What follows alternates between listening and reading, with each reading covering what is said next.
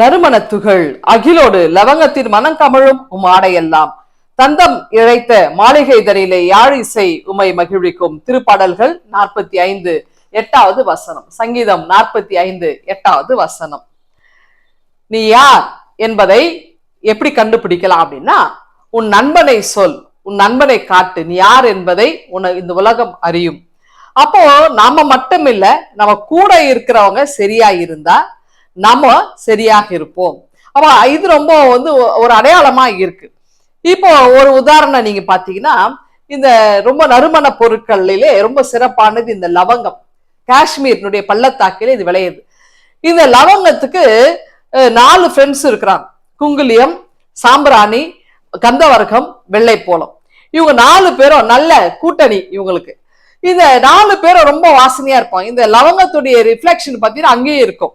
அப்போ இந்த லவங்கம் என்ன பண்ண, இந்த ராஜாக்களுடைய ஆடைகளை, இந்த கல்யாண வஸ்திரம்னு சொல்றோம்ல, இந்த கல்யாண பிள்ளைங்க கிட்ட போகும்போதே ஒரு விதமான நறுமணம் நமக்கு வரும். இந்த பூக்களுடைய மனம், அவங்க போட்டிருக்க அந்த பெர்ஃப்யூம், இதெல்லாம் ஒரு மாதிரி ஆர்டிபிஷியலா நமக்கு அந்த மனத்தை நமக்கு கொடுக்கும் இல்லைங்களா?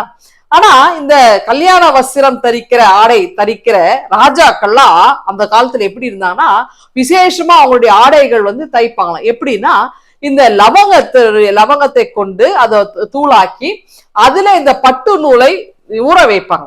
ஊற வைத்த பிறகுதான் இவங்களுக்கு ஆடையாய் தேய்ப்பாங்க. அப்ப இயற்கையாகவே அந்த ராஜாக்கள் போடுற ஆடை மனமா இருக்கும், ரொம்ப நறுமணம் வீசுறதா இருக்கும். அப்போ இந்த லவங்கமும் அது கூட இருக்கிற அவங்க ஃப்ரெண்ட்ஸும் இந்த மனத்தை பரப்புகிறவர்களா இருக்கிறாங்க. அப்போ நம்ம ஆண்டவர் இயேசுடைய சீடர்களா இருக்கிறோம் இல்லையா? ஆண்டவர் இயேசுடைய ஒரு சொந்தமான பிள்ளைகளாக நம்ம இருக்கிறோம். அப்போ இயேசுவிடம் இருக்கிற அந்த நறுமணம், இயேசுவிடம் இருக்கிற அந்த அன்பு, கனிவு, பகிர்வு, அந்த அரவணைப்பு நம்ம கிட்டே இருக்கணும் இல்லையா? அப்போ ஆண்டவர் இயேசு நமக்காக, நம்ம பலி பொருளாக, காணிக்கையாக, நமக்காக நற்கந்தம் வீசுகிறவராக அவர் இருந்திருக்கிறார். அவர் நமக்காகவே மரித்து இருக்கிறார். அப்படின்னா அவரும் அந்த நறுமணம் வீசுகின்ற அந்த இயேசு, நமக்காக மனம் கமழ்கின்ற அந்த ஆண்டவர் நமக்காகவே மரித்து இருக்கிறார். அப்படின்னா நமக்காக உயிர்த்தெழுந்தார். அப்ப இயேசுவினுடைய மனம் ஊர்தோறும் நற்செய்தி அன்றைக்கு கொண்டு சென்றார்கள். நாமும் இயேசுவின் நற்கந்தமாய் விளங்குவோம். ஆண்டவர் இயேசுவினுடைய நற்செய்தியை எல்லா இடங்களிலும் கொண்டு செல்ல இதனால் நமக்கு துணையாக இருக்கட்டும். இந்த சிந்தனையோடு இந்த நாளை நீங்கள் துவங்குங்கள். ஆண்டவர்களை ஆசீர்வதிப்பாராக. ஆமீன்.